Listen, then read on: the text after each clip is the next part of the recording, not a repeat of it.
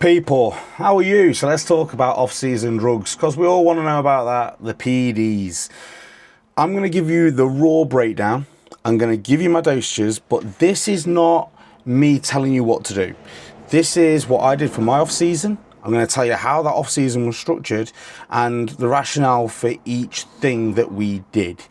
But this is not me saying these are the dosages you should have, because everyone's bulk, everyone's prep, everyone's PED protocol is specific to them, their risk profile, their health, and what their goals are.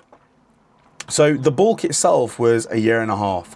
So we knew that we had a long period of time in an off season. So we weren't going to be absolutely smashing gear to the nines. And we had core things that we were going to be using and then just trickling in other bits as we went.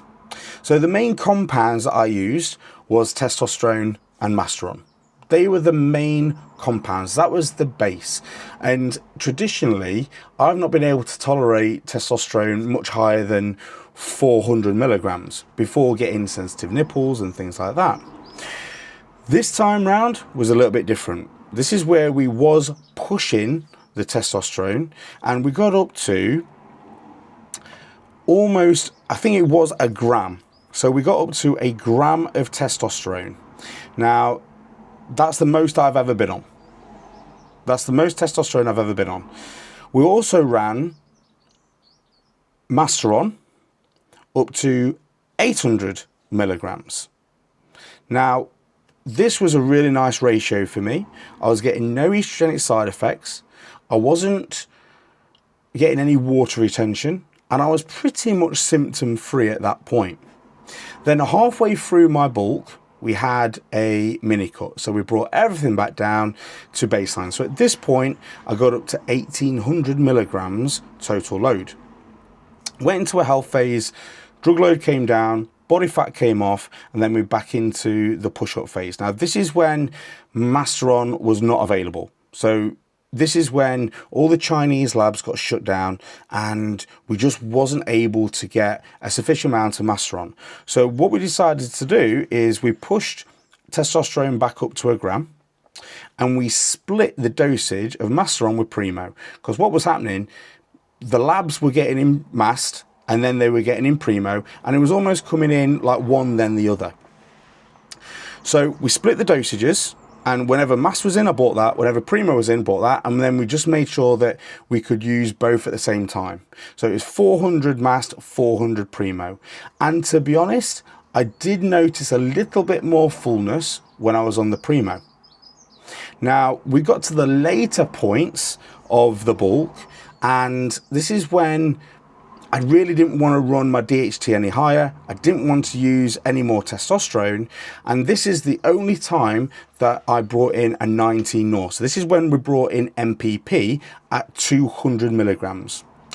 The rationale for this was, one, it's a quicker acting ester. So MPP is the better option if you're looking at MPP or DECA to stimulate that 19 NOR pathway, because it's in quicker, it works quicker, and more importantly, if you start getting any side effects, it's going to be out quicker as well. When people start running DECA, it takes ages to get in, and if you get side effects, it takes ages to come out because it's such a longer acting ester. So we brought it in, and to be honest, I never felt anything. It was a low dose. I never got any negative side effects from it, and my blood work stayed pretty good. We didn't run any orals at all, but we did run quite a decent amount of growth hormone and peptides along the way. I'm going to do that in another video and talk about the reasons for each peptide that we utilized. So in summary, my bulk was a year and a half. We escalated drug load up. We used testosterone, masteron, primo, and MPP. And instead of smashing the living daylights of just one or two, we tried to spread the volume out, spread the dosage out. So we used multiple pathways along the bulk and along the way. And it seems to have worked. We did get to a point where more didn't give me more. So I was definitely, we got to the year and a half mark and I was getting to the point where food was through the roof. Anabolics were the highest they've ever been for me. And I just didn't seem to be growing at the rate that you would expect for someone on over 2 grams a gear. So that's the point where it was like, right, we're just not responding anymore. Let's start the prep. And I'll talk about the prep again in another video, but the bulk, very successful. That was my anabolics. Don't do what I do, kids. Always speak to your coach. Make sure you like, subscribe, and follow, and comment, and do all that good stuff. See you in a bit.